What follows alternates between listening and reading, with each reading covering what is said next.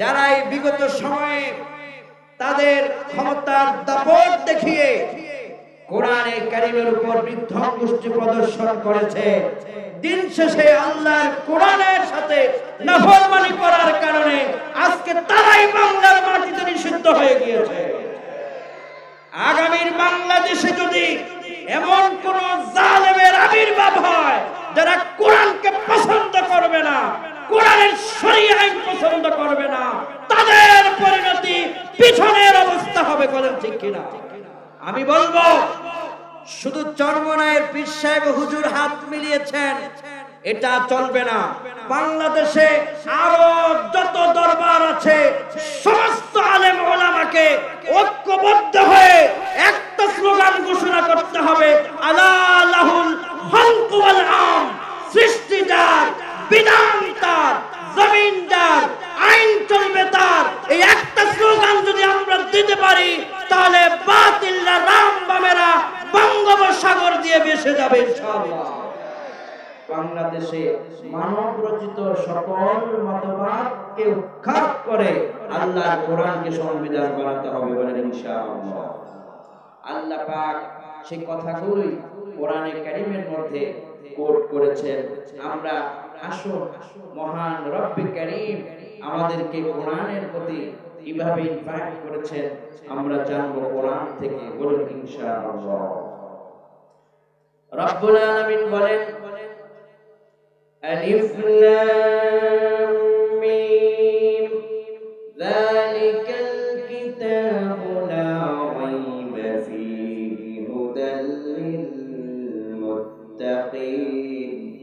আল্লাহ রাব্বুল আলামিন বলেন, ও দুনিয়ার মানুষেরা, তোমাদের সমাজ, তোমাদের রাষ্ট্র, তোমাদের পরিবার, তোমাদের সেক্রেটারিয়েট, তোমাদের গণভবন, তোমাদের পার্লামেন্ট, জীবনের প্রত্যেকটা ক্ষেত্রে তোমরা কি দিয়ে জীবন পরিচালনা করবে, আমি আল্লাহ পাক একটি সংবিধানকে তোমাদের জন্য পছন্দ করে দিয়েছি।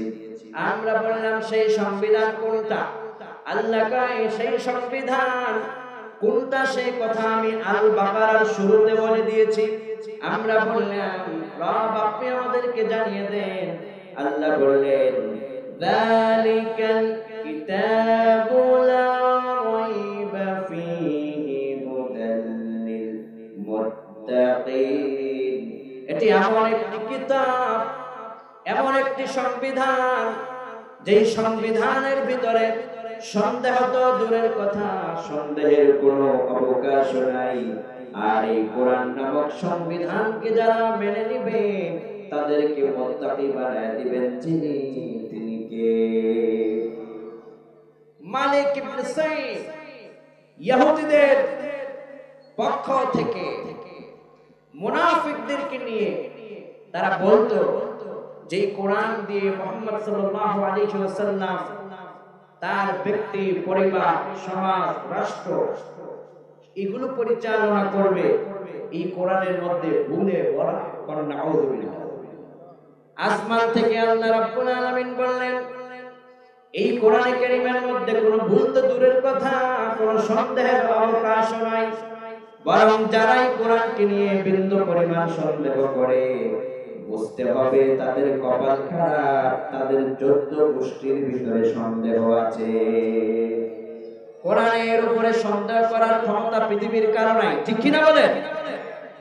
যখন ইহুদিরা বলতে লাগলো কোরআনের সন্দেহ আছে এবং এই কোরআন নিমেষেই পৃথিবীর মানচিত্র থেকে মুছে যাবে, এমন কথা তারা বলতে লাগলো, আল্লাহ রাব্বুল আলামিন তার সাথে সাথে আসমান থেকে আয়াত নাযিল করলেন, কোরআন কখনো মুছে যাবে না।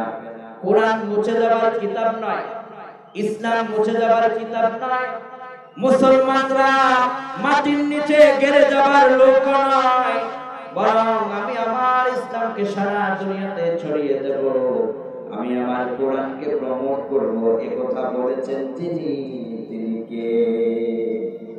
আল্লাহ রাব্বুল আলামিন বলেন, ওয়াল্লাযী আরসালা রাসূলাহু বিল হুদা ওয়া দীনিল হক।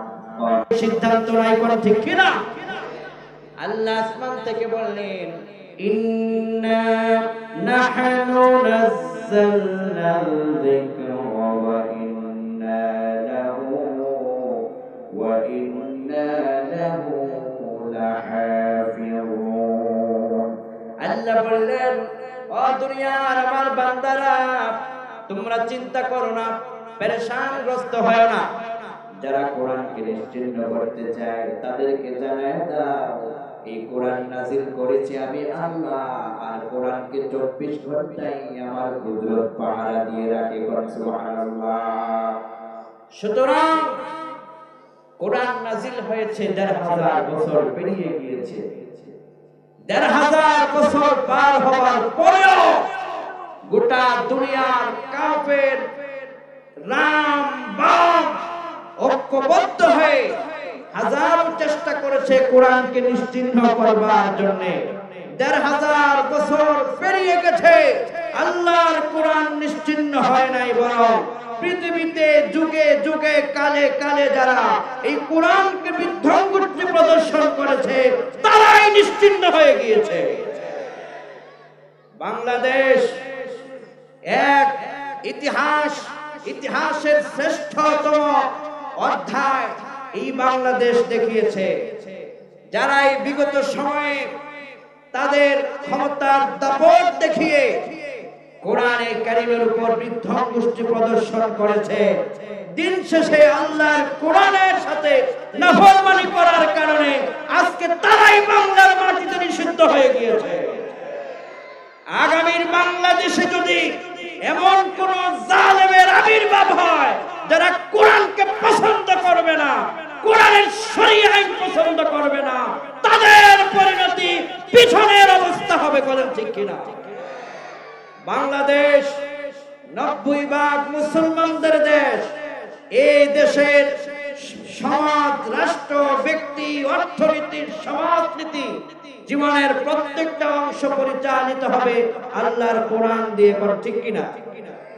এই কোরআনের শরীয়ত আইন, কোরআনের আইনকে যারা অপছন্দ করে না, সরাসরি তারা আল্লাহ পাকের সঙ্গে আল্লাহকেই অপছন্দ করে না, বরং তারা আল্লাহর কোরআনের সঙ্গে বিধ্বংসী প্রদর্শন করে।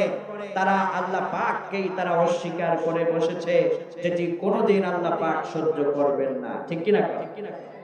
রব্বুল আলামিন বললেন, কিছু মানুষ আছে সুবিধাবাদ জিন্দাবাদ, যেটা তার মনে হয় ওটা সে কোরআনের মানে, যেটা তার কাছে মনে হয় না সেটা সে কোরআনের ছেড়ে দেয়। এরকম আছে না নাই? আল্লাহ কয় না না, কোরআনের একটা অংশ ছেড়ে দিবা, আবার আরেকটু অংশ মানবা, এটা করলে হবে না, বরং কোরআনের পুরোটাই তোমাকে মানা লাগবে। আল্লাহ বললেন, ইয়া আইয়ুহাল্লাযীনা আমানু দুখুলু ফিস-সিলমি কাফা। ও দুনিয়ার মানুষেরা, তোমরা পরিপূর্ণভাবে ইসলামে ঢুকে পড়ো। একটু ঢুকলে হবে না, একটু মানলে হবে না, মানতে হবে সকল বিধান। বলেছেন যিনি, তিনি কে? আর যদি ক্ষমতার জোরে, টাকার গরমে একটু যদি আল্লাহর কোরআনকে বিধ্বংসী প্রদর্শন করো, পরিণতি কি হবে আল্লাহ কোরআনে বলছেন। রব্বুল আলামিন বললেন, আফাতুমিনুনা বিবাদিল কিতাবি ওয়া তাকফুরুনা বিবাদ ফামা জাযাউ মান ইয়াফআলু যালিকা মিনকুম ইল্লা খিzyun ফিল হায়াতিদ দুনিয়া ওয়া ইয়াওমাল কিয়ামাতি ইউরাদ্দুনা ইলা আশাদ্দিল আযাব ওয়া মাল্লাহু বিগাফিলিন আম্মা তা'মালুন। কিছু কোরআনের মানবা আর কিছু ছেড়ে দিবা, এমনটা মুসলমানের কাজ নয়। কিছু ছেড়ে দিবা আর কিছু অস্বীকার করবা, কিছু মানবা, এটা করলে হবে না। বরং যদি তোমরা এটা করো তাহলে দুনিয়ার জীবন তোমাদের লাঞ্ছনায় ভরে দিবেন যিনি, তিনি কে? মনে ধরেছে মানলাম, মনে ধরেছে কোরআনের বিরোধিতা করলাম, যদি এটা কেউ করে তার অপমানের জীবন দিবেন, এটা বলেছেন যিনি, তিনি কে? এবার লক্ষ্য করুন আল্লাহ পাকের কি চমৎকার বর্ণনা। আল্লাহ বললেন খিজয়ুম ফিল হায়াতিদ দুনিয়া, আমার কোরআনের কিছু মানলে আর কিছু ছেড়ে দিলে দুনিয়ার জীবনটা তার অপমানের করে দেব। রাজা হতে পারে, বাদশা হতে পারে, ক্ষমতার তার তর্জনী হারণে সমাজ কেঁপে উঠতে পারে, রাজপথ কেঁপে উঠতে পারে, বছরের পর বছর তার গলার ভিতরে ফুলের মালা থাকতে পারে, কিন্তু যখন আমার কোরআনের সঙ্গে কেউ বিধ্বংসী প্রদর্শন করে, আমি আস্তে আস্তে করে তার সুযোগ দেই। যখন সে আমার কোরআন থেকে একটু বেশি সরে যায়, আমি এমন একটা অবস্থা করি তখন তাকে লাঞ্ছনার সাথে পিছনের দরজা দিয়ে পালিয়ে যেতে হয়। আল্লাহ বললেন খিজয়ুম ফিল হায়াতিদ দুনিয়া, দুনিয়ার জীবন তাদের লাঞ্ছনায় ভরে দেয় আমি আল্লাহ, কেননা তারা কোরআনের কিছু অংশ মেনেছে, কিছু ছেড়ে দিয়েছে। এরপরে আল্লাহ বললেন শুধু দুনিয়ার জীবন তাদের লাঞ্ছনা হয় না, খিজয়ুম ফিল হায়াতিদ দুনিয়া ওয়া ইয়াউমাল কিয়ামাতি ইউরাদ্দুনা ইলা আশাদ্দিল আযাব। আল্লাহ বললেন শুধু দুনিয়ার জীবন তাদের লাঞ্ছনা এমনটা নয়, যেদিন মরে যাবে কাফনের কাপড় পরানো হবে, মাটির কবরে যেদিন রেখে দেওয়া হবে, সেই আখিরাতের পারে ভয়ঙ্কর আযাব তাকে গ্রেফতার করবে। নাউযুবিল্লাহ। সুতরাং দুনিয়ার লাঞ্ছনা থেকে বাঁচতে হলে কোরআনের বিরোধিতা এক সেকেন্ড করা যাবে না, কোন ঠিক কিনা? কিছু মানুষ নতুন করে বেরিয়েছে, তারা বলতে চাচ্ছেন যে মৌলবাদীরা ক্ষমতায় আসতে পারবে না, বলেছে না? মৌলবাদী বলে কাদেরকে বুঝাচ্ছেন? মৌলবাদী বলতে যদি টুপি আর দাড়িওয়ালাদেরকে বুঝিয়ে থাকেন, তাহলে মৌলবাদীরা ক্ষমতায় আসবে না একথা যারা বলছেন তারা বোকার সাগরে বাস করছেন। কেননা মৌলবাদী মানে হচ্ছে মূলবাদী, মৌল মানে মূল, বাদী মানে বাদ, মূল মতবাদ। আর মূল মতবাদ হচ্ছে কোরআন হচ্ছে মূল, রাসূল হচ্ছে মূল, ইসলাম হচ্ছে মূল, আল্লাহ রাসূল হচ্ছেন মূল। তার মানে যারা মৌলবাদকে অবিশ্বাস করে, তারা কোরআনকে অবিশ্বাস করে, ইসলামকে অবিশ্বাস করে, রাসূলকে অবিশ্বাস করে। আর যারা রাসূলকে অবিশ্বাস করে, কোরআনকে অবিশ্বাস করে, মৌলবাদী বলে টুপি আর দাড়িওয়ালাদেরকে ট্যাগ লাগাতে চায়, তাদের নাকের ডগার সামনে দিয়ে বাংলাদেশের সংসদে আল্লাহর কোরআনের পতাকা উড়িয়ে দেওয়া হবে ইনশাআল্লাহ। আল্লাহর কোরআনের পতাকা জাতীয় সংসদে পৌঁছে যাক। খুলনার তরুণ জনতা কারা কারা তার দুহাত তুলে আল্লাহকে দেখান।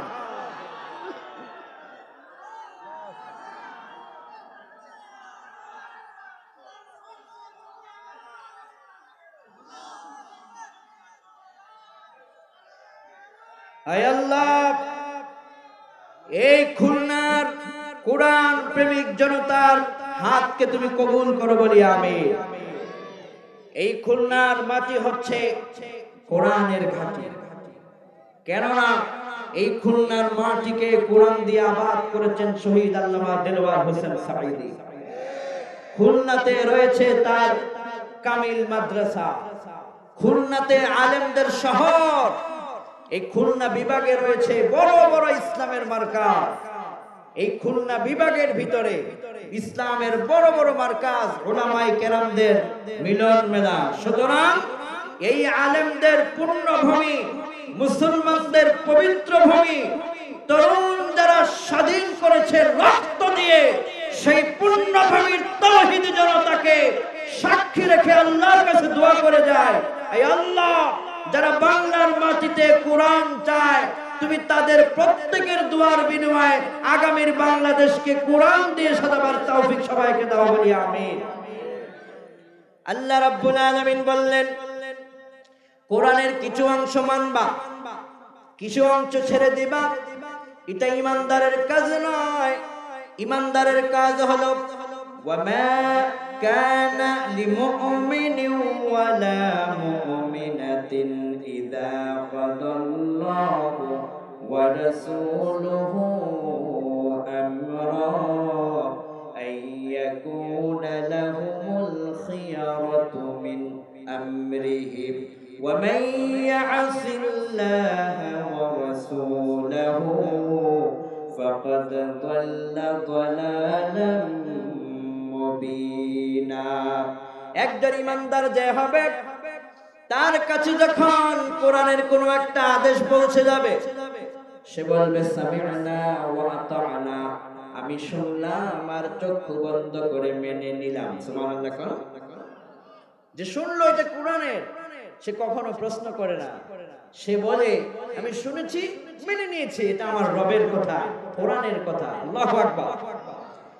এরপরে আল্লাহ বললেন, ইযা কাদাল্লাহু ওয়া রাসূলুহু আমরা, শুধু আল্লাহর কোরআনের কথা নয়, রাসূলের কথা যখন শুনে, রাসূলের কথার কাছেও তারা তাদের মস্তককে নত করে দেয়। এরা হচ্ছে ঈমানদার, এরা হচ্ছে মুমিন, এরা হচ্ছে ওমরের দল, এরা হচ্ছে আবু বকরের দল। এদের দ্বারা বাংলাদেশ সুন্দর হবে, ঠিক কি না? কর।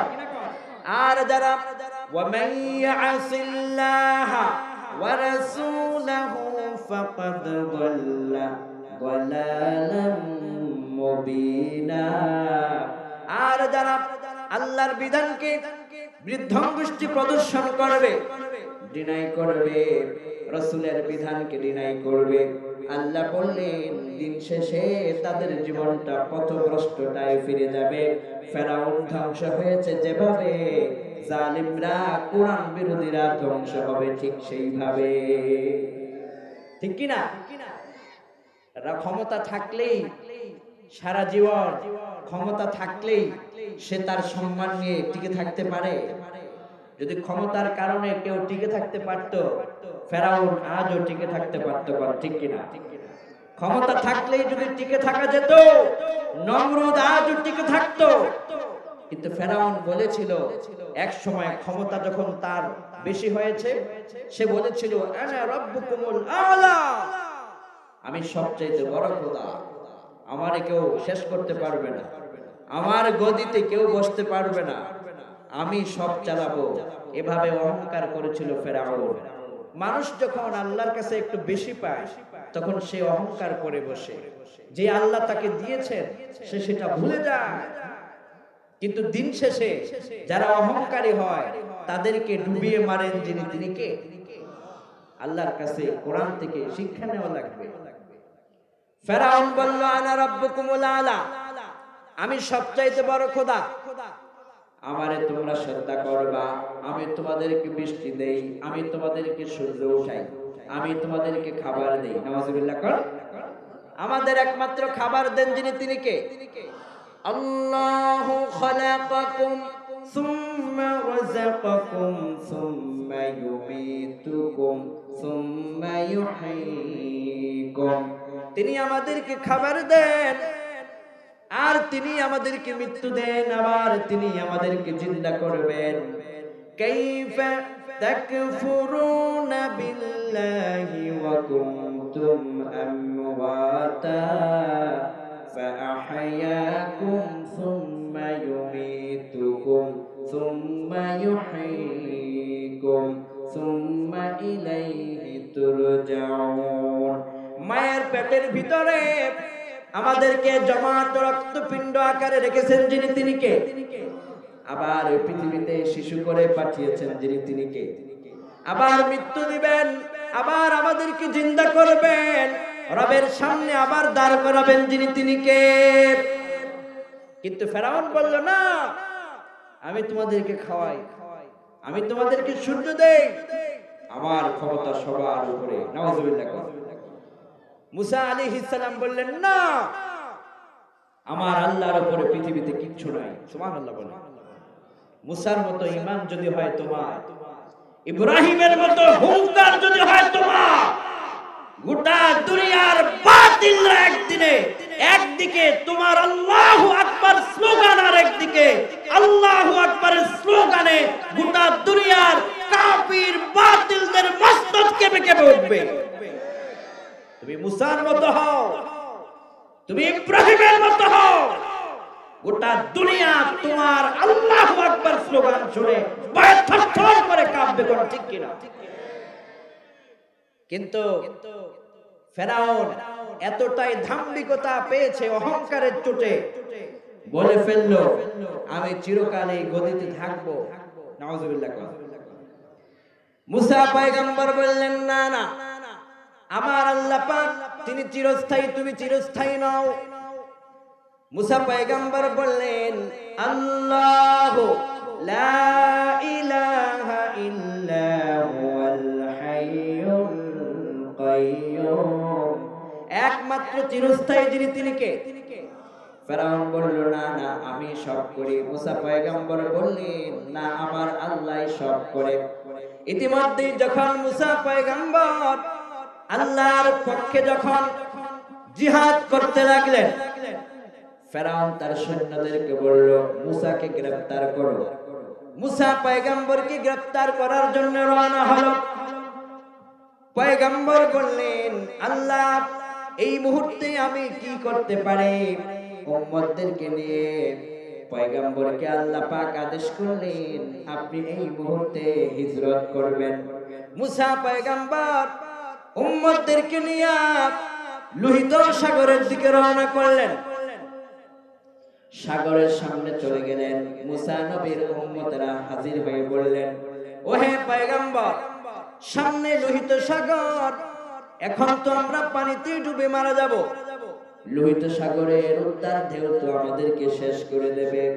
মুসা পয়গম্বর বললেন, কাল্লা ইন্না মাইয়া রাব্বি সায়াহদিন। ও আমার উম্মতেরা, চিন্তা করো না, পেরেশানগ্রস্ত হয় না, যে আল্লাহ রাব্বুল আলামিন আমাদেরকে লোহিত সাগর পর্যন্ত এনেছেন, সে আল্লাহ সাগরের মাঝে আমাদেরকে রাস্তা বানায় দেবে। আমার আল্লাহর পাওয়ার আছে না নাই? সবাই জোরে বলেন, আছে না নাই?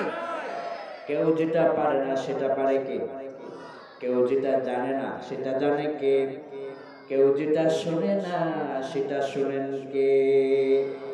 মুসা পয়গম্বর বললেন, উম্মতেরা, লোহিত সাগরের সামনে রাস্তা হয়ে যাবে। উম্মতেরা অবাক, যে লোহিত বিশাল সাগরে রাস্তা কেমনে হবে? একটি পরে ফেরাউনের দলবল পিছন দিক দিয়ে কামান, অস্ত্র সব নিয়ে হাজির। একটু সামনে গেলে পয়গম্বর ধরা পড়ে যাবে। আল্লাহ রাব্বুল আলামিন আসমান থেকে সাহায্য নাযিল করা শুরু করলেন। সুবহানাল্লাহ। কোন উম্মত যখন রবের দরবারে, বান্দা যখন রবের উপর নির্ভর করে, বান্দার যতই বিপদ হয়, বান্দাকে সাহায্য করার জন্য মালিক একজনই যথেষ্ট হয়ে যায়।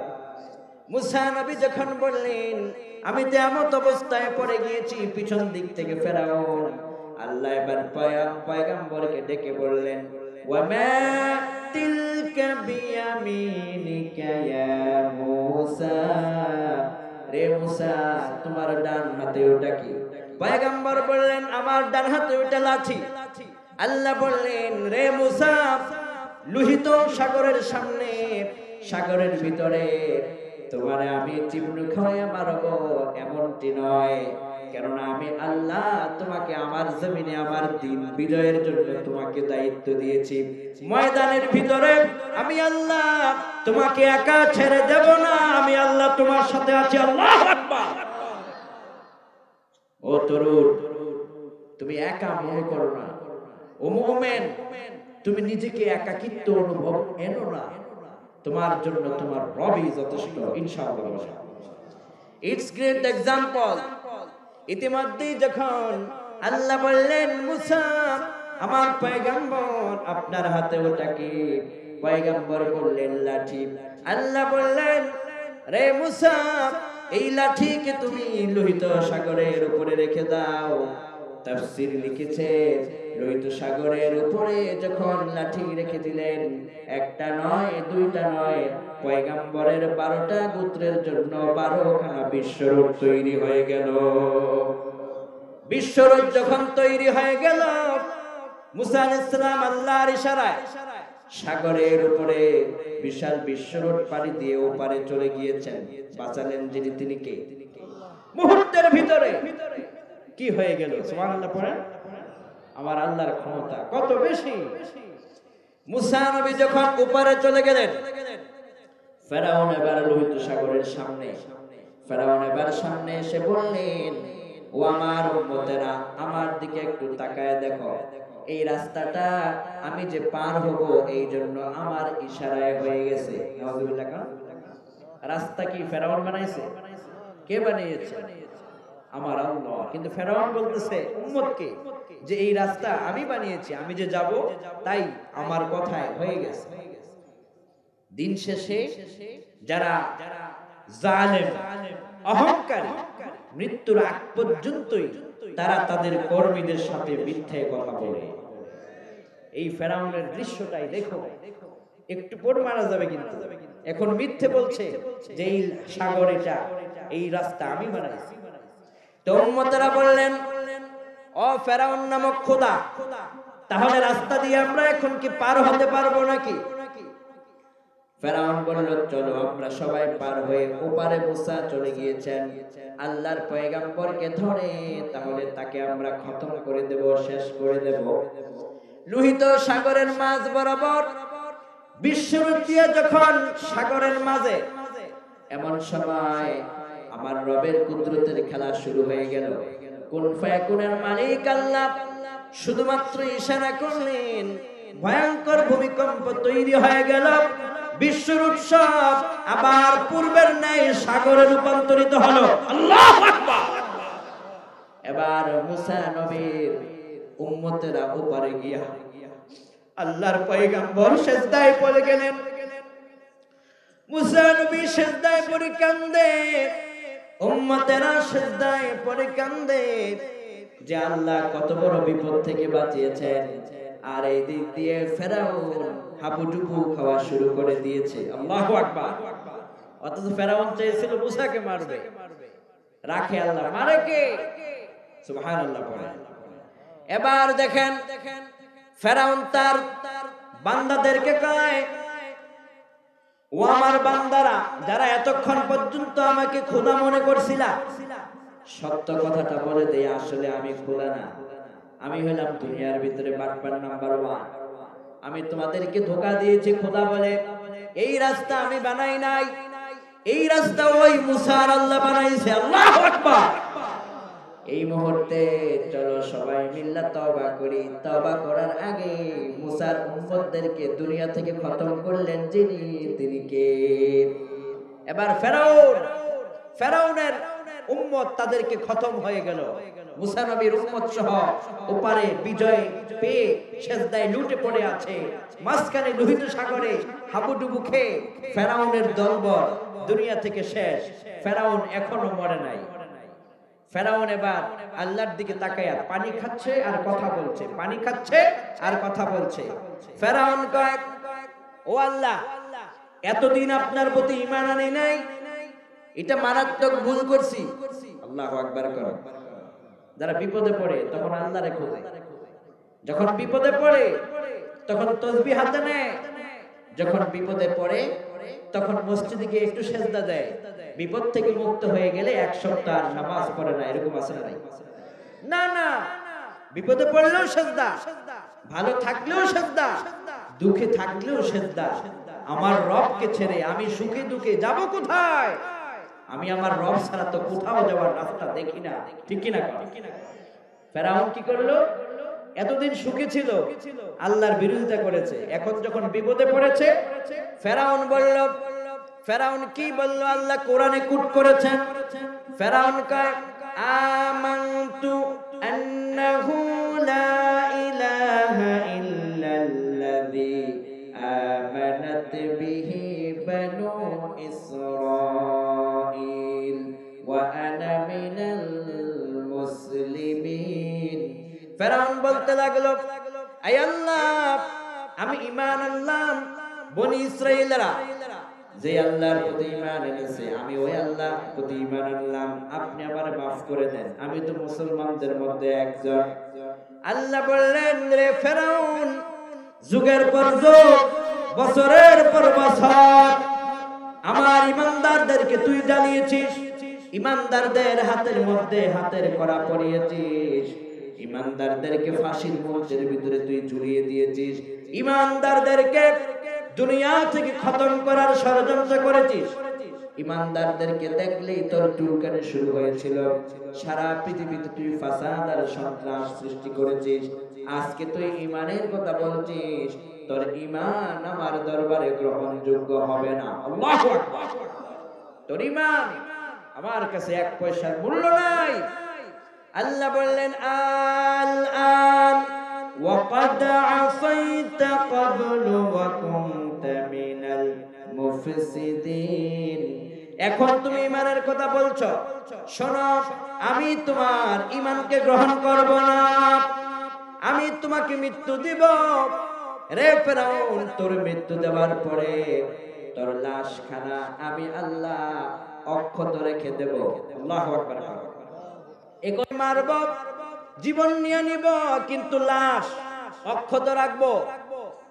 এবার আল্লাহ পাক সে কথা তাকে কোরআনে বললেন, ফালইয়াউমা নুনাজ্জিকা বিবাদানিকা লিতাকুনা লিমান খালফাকা আয়া ওয়া ইন্না কাসীরাম মিনান নাসি আন আয়াতিনা লাগাফিলুন।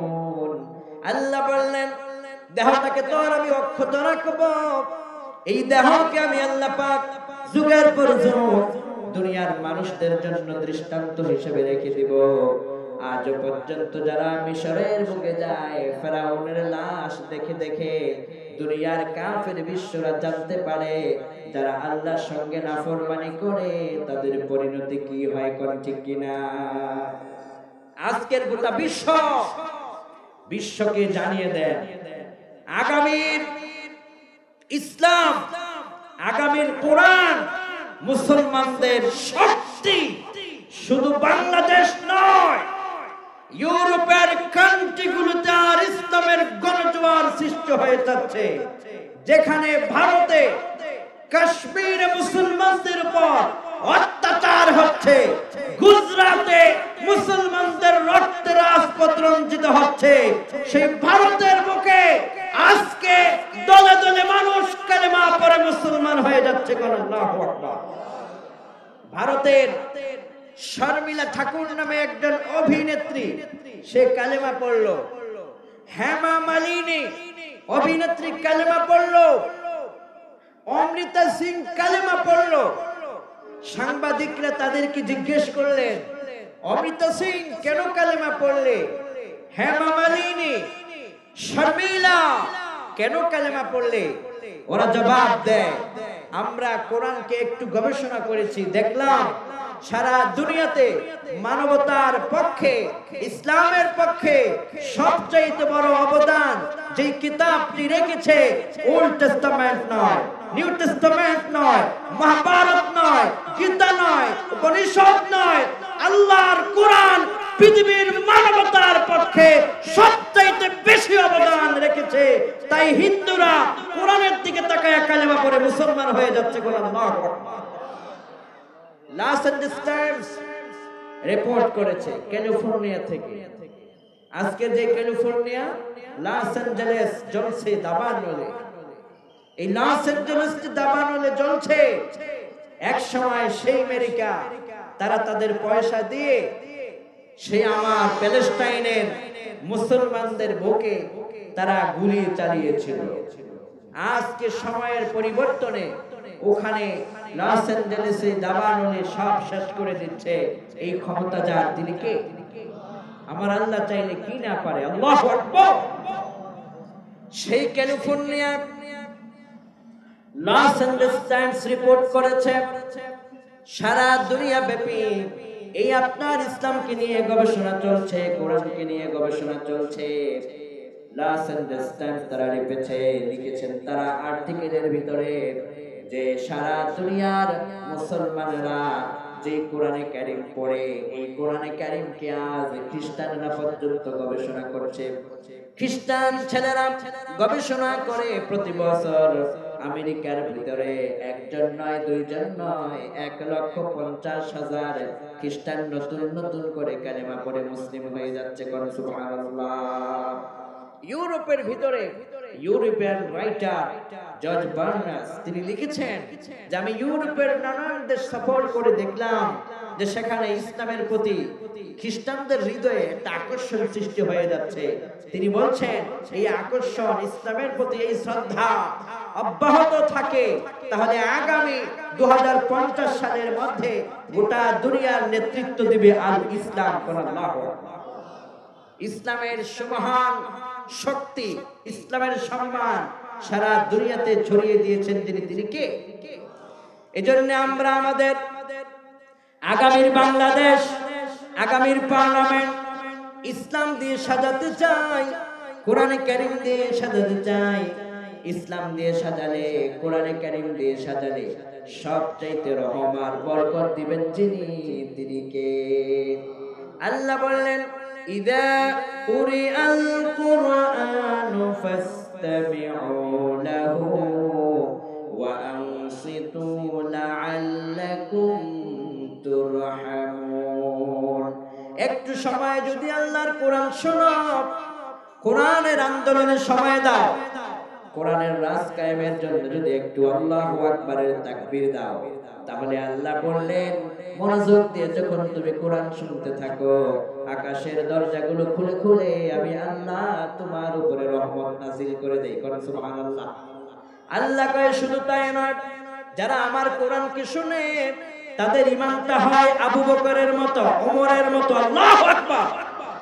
আল্লাহ বললেন ইন্নামাল মুমিনুনা আল্লাযীনা ইযা যুকিরাল্লাহ ওয়াজিলাত কুলুবুহুম ওয়া ইযা তুলিয়াত আলাইহিম আয়াতুহু যাদাতুহুম ঈমানা ওয়া আলা রাব্বিহিম ইয়াতাওয়াক্কালুন।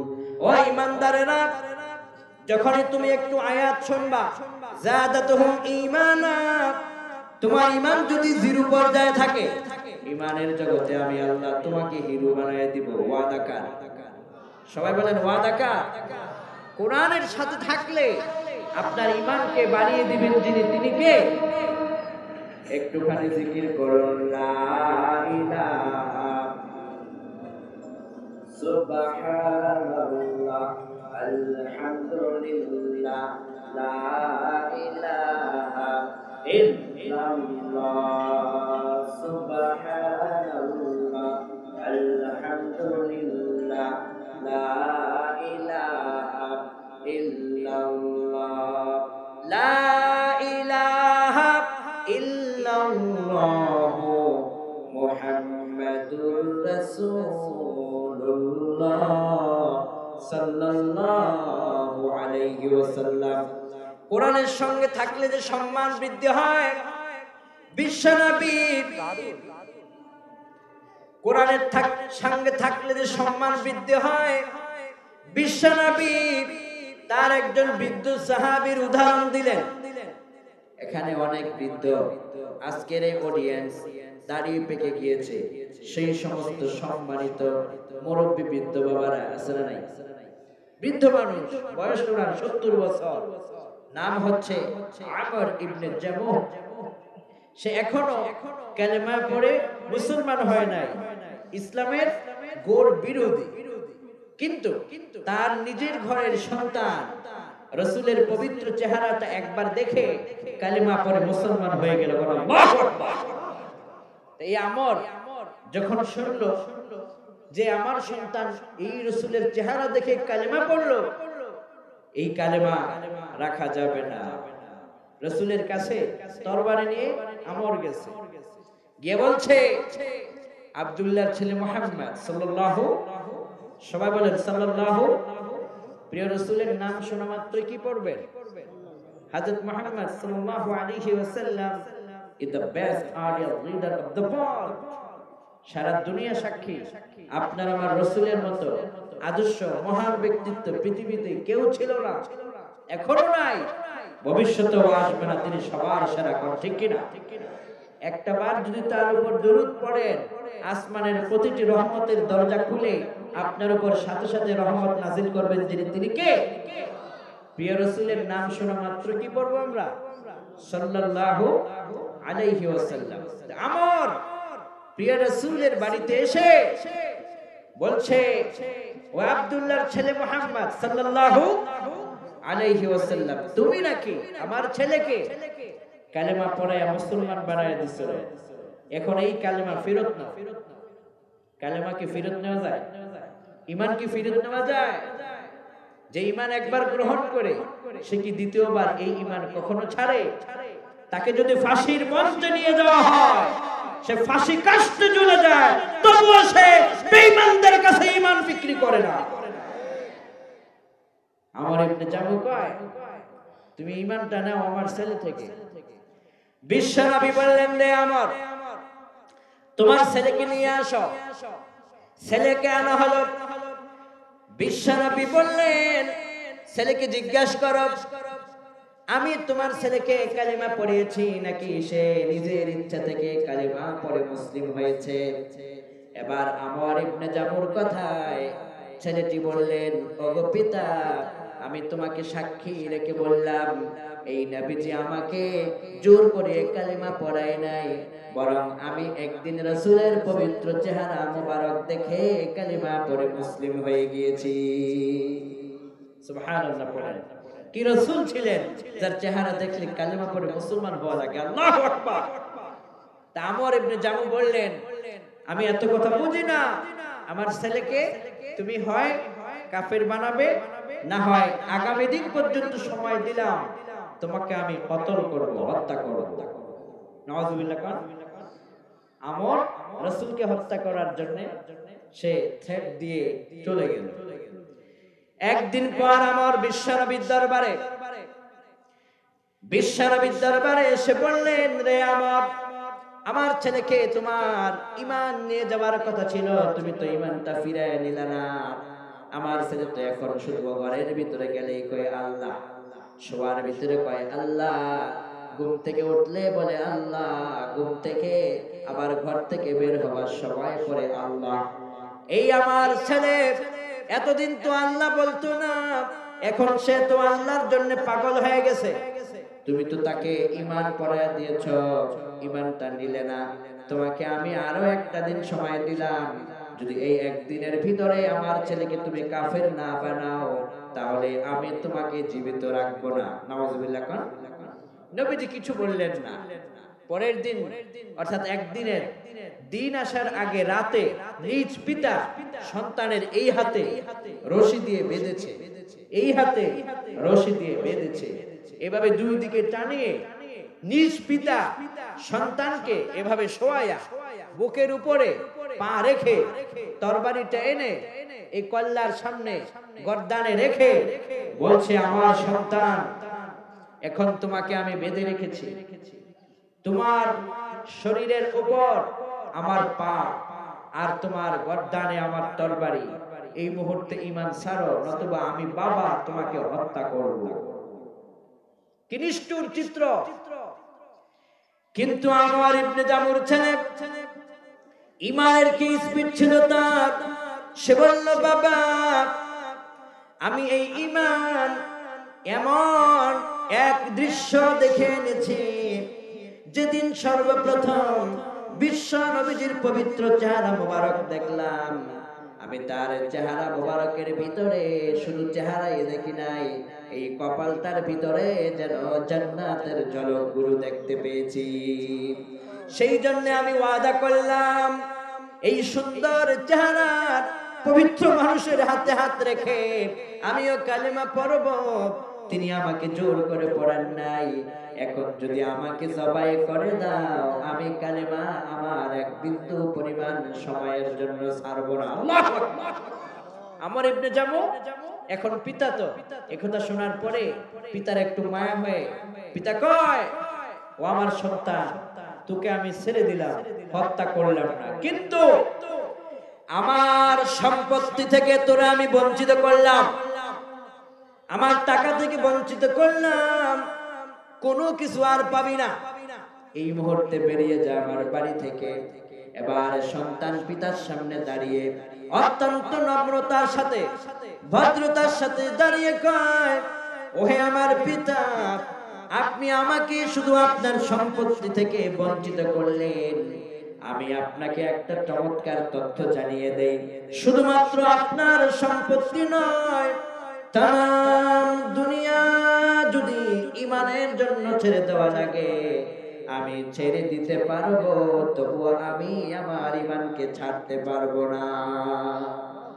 সন্তান একথা বলে বেরিয়ে চলে গেল প্রিয় রাসূলের দরবারে। সুবহানাল্লাহ। ঈমানের যে মানুষের কি মূল্য এখন বুঝবেন, এই মুহূর্তের দৃশ্যটা আপনার হৃদয়কে জাগ্রত করবে। সন্তান যখন রাসূলের বাড়িতে চলে গেল, একদিন পর এই বৃদ্ধ আমর লাঠিতে ভর করে রাসূলের বাড়িতে যায়, বিশ্বনবীর দরবারে হাজির হলো। বিশ্বনবীর দরবারে গিয়ে বললেন, প্রথমেই বললেন, ওগো ইয়া রাসূলুল্লাহ, মানে হে আল্লাহর নবী। সুবহানাল্লাহ। কোন এক সেকেন্ড বিলম্ব নয়, আপনি আমাকে কালিমা পড়ায়া মুসলমান বানায়া দেন। বিশ্বনবী অবাক হয়ে গেলেন, বললেন, আমার হাতে তোমার তরবারি, আমাকে হত্যা করার জন্য তুমি আমার ঘরের ভিতরে এসে হুমকি দিয়ে গেলে, আর কদিন যেতে না যেতে তুমি কালিমা পড়ে মুসলিম হতে চাচ্ছ, আমার কি কারণে? এবার আমার কয়, ওগো আল্লাহর নবী, এতদিন আমি বুঝতে পারি নাই ইসলাম যে এত শান্তির, কোরআন যে এত শান্তির, আল্লাহ যে এত মহান, আমি বুঝতে পারি নাই। আমি আজ গত রাতের ঘটনা, কোন দিনের ঘটনা? গত রাতে আমি ঘুমাতে গেলাম, তো প্রতি রাত ঘুমাতে যাওয়ার আগে আমরা ঘুমানোর সময় কাকে স্মরণ করে ঘুমাই? সবাই জোরে বলেন, কাকে স্মরণ করে ঘুমাই? ঘুমানোর সময় আমরা কি পড়ি? আল্লাহুম্মা বিসমিকা আমুতু ওয়া আহইয়া, আল্লাহর নামে আমি ঘুমিয়ে যাচ্ছি, মরে যাচ্ছি, আবার আল্লাহর নামে আমি জাগ্রত হব ইনশাআল্লাহ। এই দোয়া পড়ে আল্লাহর নাম নিয়ে আমরা ঘুমিয়ে যাই। কিন্তু আমর প্রতি রাতে ঘুমাবার আগে আল্লাহর নাম নিত না, তার একটা মূর্তি ছিল, এই মূর্তির সামনে সে মাথা নত করত, সিজদা করত। The pagans say, because of loving to Allah, we worship the dogs. এরা মূর্তির পূজার মাধ্যমে বলতো যে এটার মাধ্যমে নাকি আল্লাহ আছে, আল্লাহর ভালোবাসা আছে, এগুলো বলতো। আমার কয়, ইয়া রাসূলুল্লাহ, গত রাতে আমি মূর্তির সামনে মাথা নত কইরা আমার খোদার সামনে আমি দোয়া দরুদ যা আছে সব পড়লাম, আমার খোদার জন্য যা কিছু করলাম, খোদার কাছে চাইলাম, চাওয়ার পরে আমি খোদাকে সুন্দর করে আমার ঘরের একটা কামরার ভিতরে যতন করে রেখে দিলাম। কিন্তু কি অবাক করা বিষয়, সকালবেলা যখন ঘুম থেকে জাগলাম, সকালবেলা ঘুম থেকে জাগার পরে প্রতিদিন আমি আমার ওই খোদাকে সর্বপ্রথম গিয়ে আগে একটা সিজদা দেই, এই দিনটা যেন ভালো চলে সেই জন্য তার কাছে আমি দোয়া চাই। নাউজুবিল্লাহ কোন। কিন্তু বিশ্বনবী যে আমার গত রাতে আমার খোদাকে শোয়ায়ে দিয়া ঘরে যখন ঘুমাতে গেলাম, সকালবেলায় জাগ্রত হয়ে আমি আমার খোদার ঘরে গিয়া যখন আমি প্রণাম করব, দেখি আমার ঘরের ভিতরে আমার মূর্তি নামক খোদার নাই। এবার আমি চিন্তা করলাম, আমার সন্তানের কোন ঘরে আমার খোদা আমার সঙ্গে রাগ করে পালিয়ে গেল নাকি? ঘরের বিভিন্ন রুমগুলোকে আমি তালাশ করতে লাগলাম, কক্ষগুলোকে তালাশ করতে লাগলাম, কিন্তু আমি আমার খোদাকে কোথাও পেলাম না। আমার স্ত্রীর ঘরে তালাশ করলাম, সেখানে নাই। সন্তানের রুমে তালাশ করলাম, সেখানেও নাই।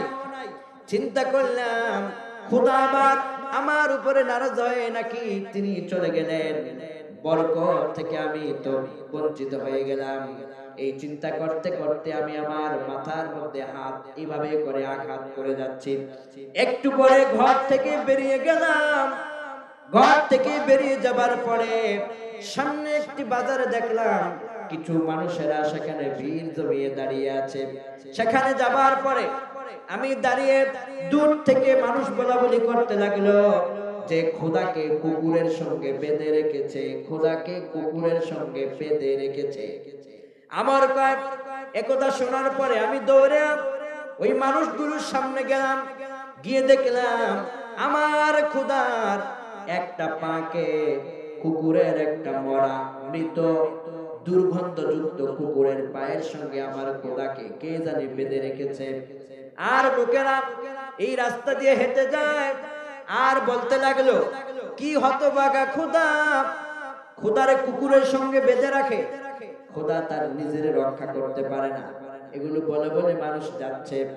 ইতিমধ্যে আমার সামনে গিয়া দেখলো তার খোদাকে কুকুরের পায়ের সঙ্গে বেঁধে রেখেছে। আমর এবার খোদার সামনে দাঁড়ায়া আমর বলল, রে আমার মূর্তি নামক খোদা, তোমারে আমি বানাইলাম, তোমার আমি প্রতি রাত সিজদা করি, প্রণাম করি, তোমার কাছে সবকিছু ভালো মন্দ চাই, কিন্তু তুমি গত রাতে কে বা কাহারা আমার ঘর থেকে তোমাকে নিয়ে এসেছে, কুকুরের পায়ের সঙ্গে বেঁধে রাখলো। রে আমার মূর্তি নামক খোদা, সামান্য একটা কুকুরের পা থেকে তোমাকে তুমি বাঁচাতে পারলে না, তাহলে আমি আমরের জীবন তুমি কি করে রক্ষা করতে পারো? একথা বলে আমার বিশ্বনবীর দরবারে হাজির হয়ে গেল। নবীজি কি ঘটনা খুলে বললেন।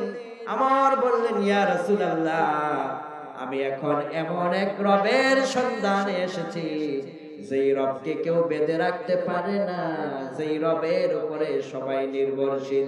আমি সেই রবের উপর ঈমান আনতে চাই। নবীজি আমরকে কালেমা পড়ালেন, লা ইলাহা ইল্লাল্লাহু মুহাম্মাদুর রাসূলুল্লাহ সাল্লাল্লাহু আলাইহি ওয়াসাল্লাম। ইতিমধ্যেই বিশ্বনবীর দরবারে পিছন দিক থেকে একটা অলৌকিক আওয়াজ আসলো, আন-নাফির, বিমানে তাফসীর হাইয়া আলাল জিহাদ, জিহাদের ডাক এসেছে। কিসের ডাক? সবাই বলেন কিসের ডাক?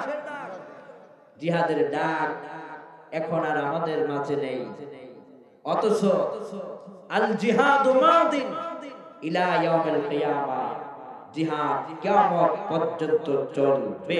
বলেন ঠিক কিনা? বাতিলের বিরুদ্ধে, অন্যায়ের বিরুদ্ধে, জালিমদের বিরুদ্ধে যুগের পর যুগ পয়গম্বররা যুদ্ধ করেছেন, রাসূল যুদ্ধ করেছেন, জিহাদ করেছেন।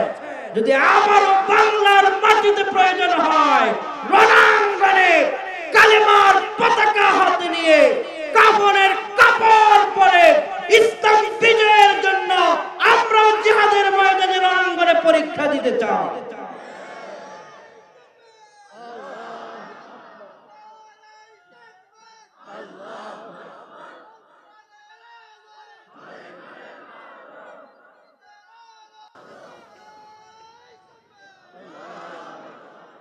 আমর মুসলিম হলো আর ইতিমধ্যেই জিহাদের একটা ডাক আসলো।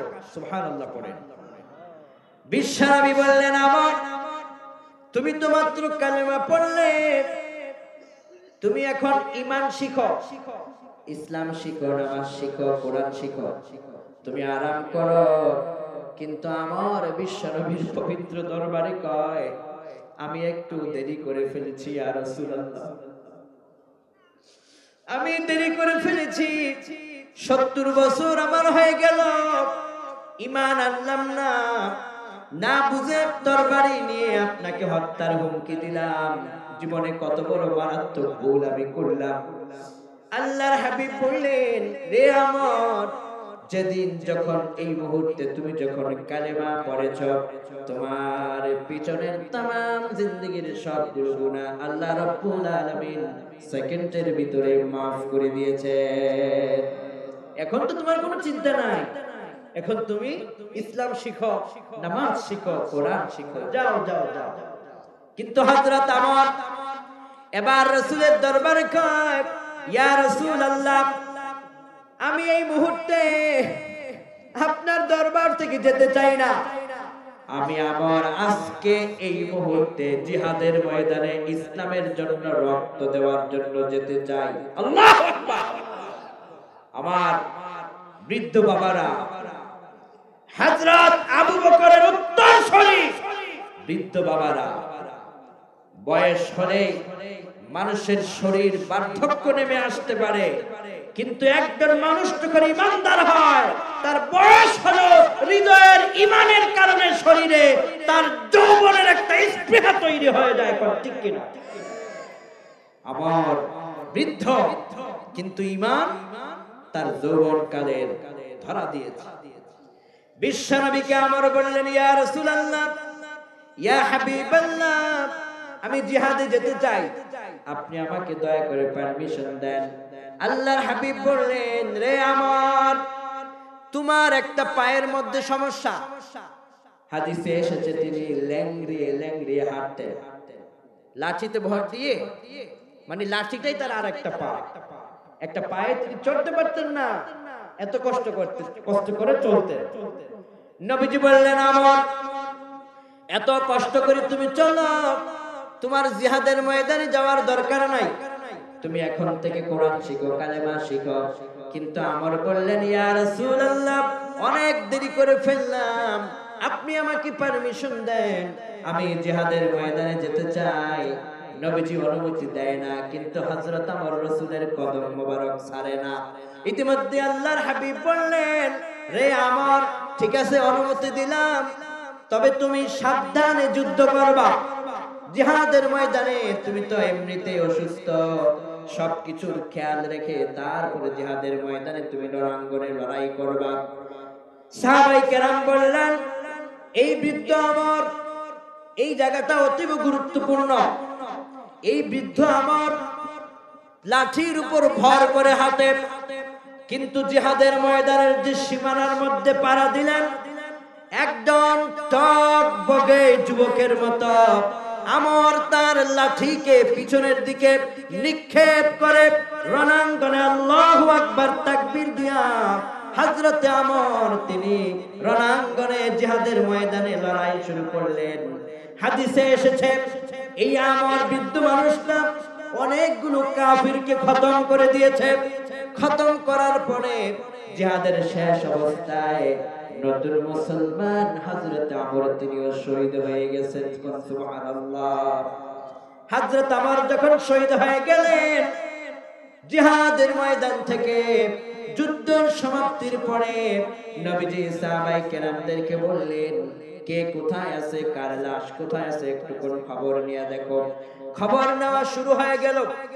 খবর নিয়ে সাহাবায়ে কেরাম রাসূলের দরবারে এসে চোখের পানি ফেলে কাঁদে, ইয়া রাসূলুল্লাহ, ইয়া হাবিবাল্লাহ, এই আপনার আমর আজকে আপনার জন্য যা করেছে, ইসলামের জন্য যা করেছে, আমাদের তার জন্য মায়া হচ্ছে।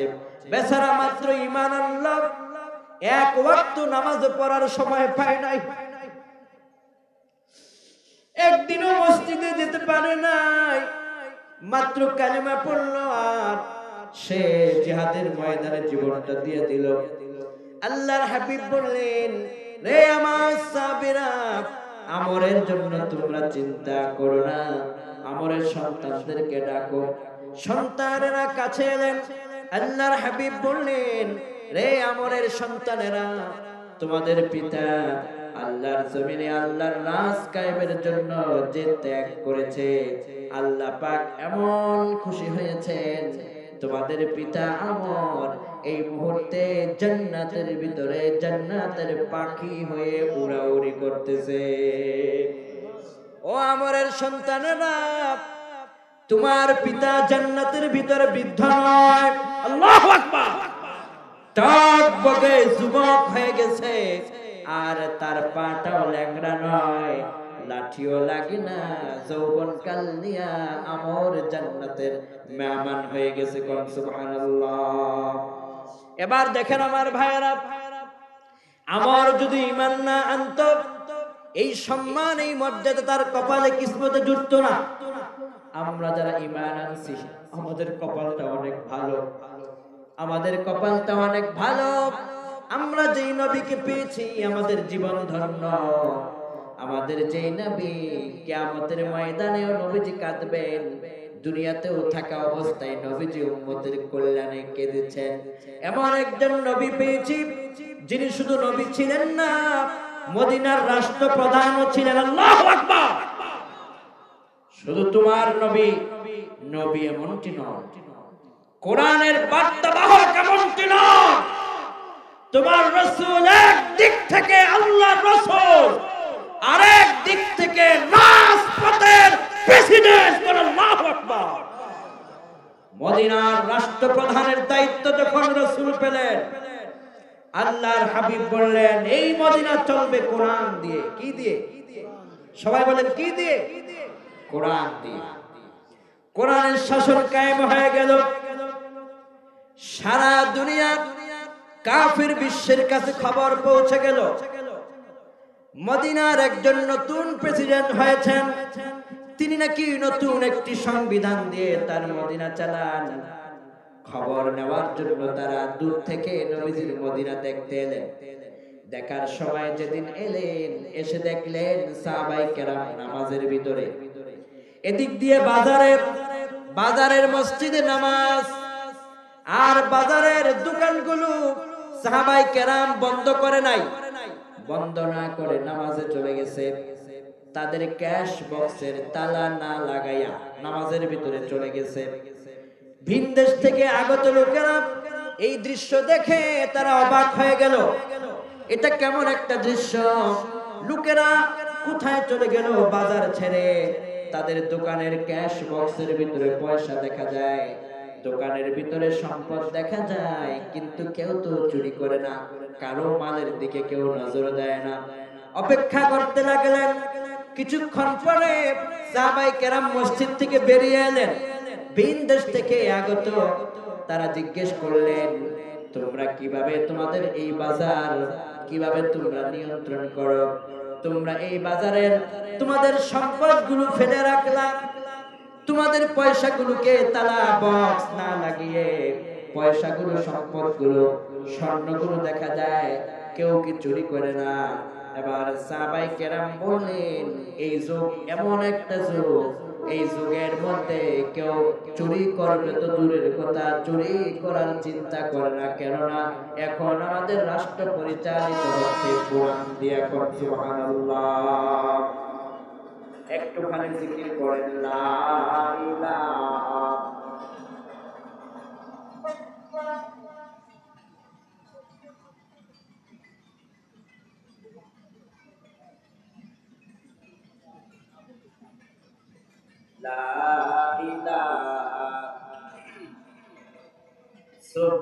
সুবহানাল্লাহ আলহামদুলিল্লাহ লা ইলাহা ইল্লাল্লাহ মুহাম্মাদুর রাসূলুল্লাহ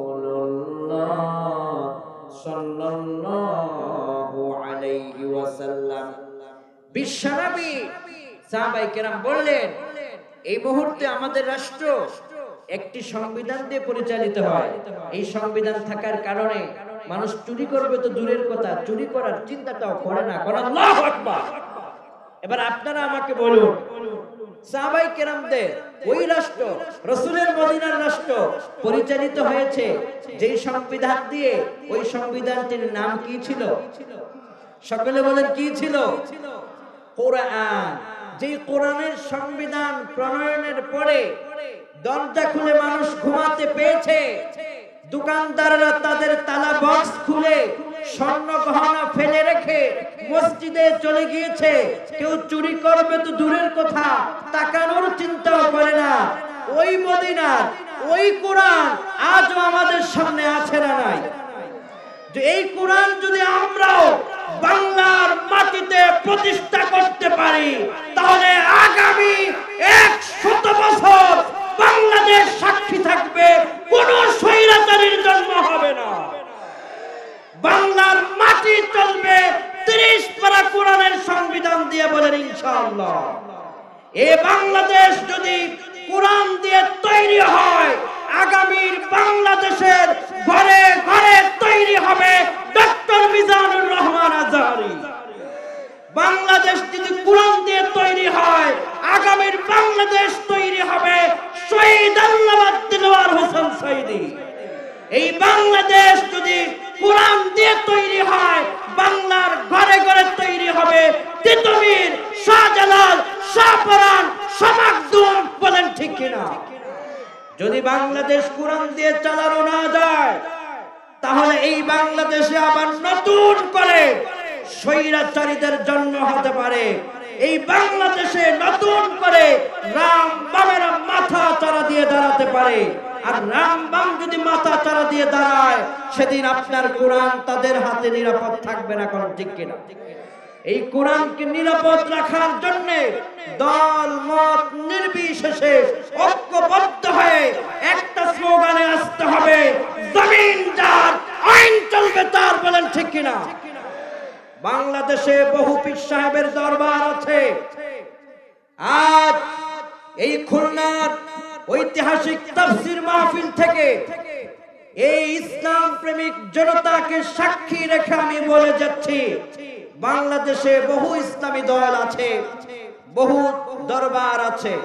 আলহামদুলিল্লাহ, বাংলাদেশে যত দরবার আছে, সুন্নি হোক, আলিয়া হোক, কওমিয়া হোক, কেউ আল্লাহর কোরআনের সংবিধান পার্লামেন্টে যাক, এর বিরুদ্ধে একজন নাই, বলেন ঠিক কিনা? চরমনায়ের পীর সাহেব হুজুরকে ধন্যবাদ। তিনি বিশ্ব ইসলামী আন্দোলন জামায়াতে ইসলামী বাংলাদেশের সম্মানিত আমির, চরমনায়ের পীর সাহেব হুজুর আমির, দুই আমির একত্রিত হয়ে বাংলাদেশের জন্য, ইসলামের জন্য ঐক্যবদ্ধ হয়েছেন। আলহামদুলিল্লাহ। আমি বলবো, শুধু চরমনায়ের পীর সাহেব হুজুর হাত মিলিয়েছেন এটা চলবে না। বাংলাদেশে আরো যত দরবার আছে, সমস্ত আলেম ওলামাকে ঐক্যবদ্ধ হয়ে একটা স্লোগান ঘোষণা করতে হবে, আলা লাহুল খালকু ওয়াল আম। সৃষ্টিদার, বিধান তার, জমিন যার, আইন চলবে তার। এই একটা স্লোগান যদি আমরা দিতে পারি, তাহলে বাতিলরা, রাম বামেরা বঙ্গোপসাগর দিয়ে ভেসে যাবে ইনশাআল্লাহ। এই বাংলাদেশ কোরআনের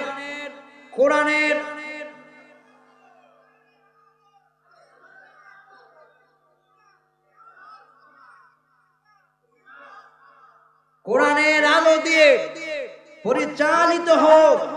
আলহামদুলিল্লাহ, বাংলাদেশের সকল দলের মতের মুসলমানেরা চাচ্ছে, এটা আল্লাহ পাকের বড় দয়া, বলি আলহামদুলিল্লাহ।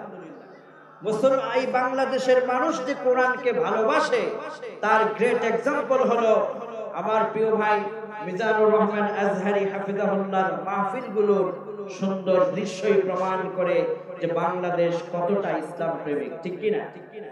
আপনাদের এই বিভাগেও তিনি এসেছিলেন, আপনারা সেখানে স্বতঃস্ফূর্তভাবে উপস্থিতি দেখিয়েছেন।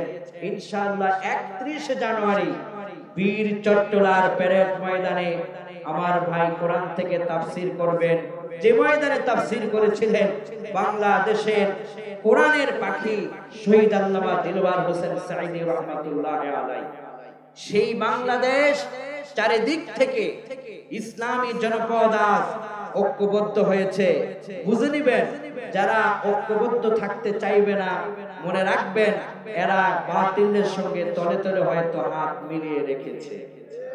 আর যারা ইসলাম চাইবে, বুঝতে হবে কেবলমাত্র তারা দেশকে ভালোবাসে, মাটিকে ভালোবাসে, কোরআনকে ভালোবাসে, এজন্য তারা ইসলামের জন্য ঐক্যবদ্ধ। আজকে এই মাহফিল থেকে আমরা আল্লাহর কাছে দোয়া করি, আগামীর বাংলাদেশটা যেন আমার আল্লাহ পাক আসমান থেকে কোরআন দিয়ে শতবার তৌফিক দেয়, বলি আমিন।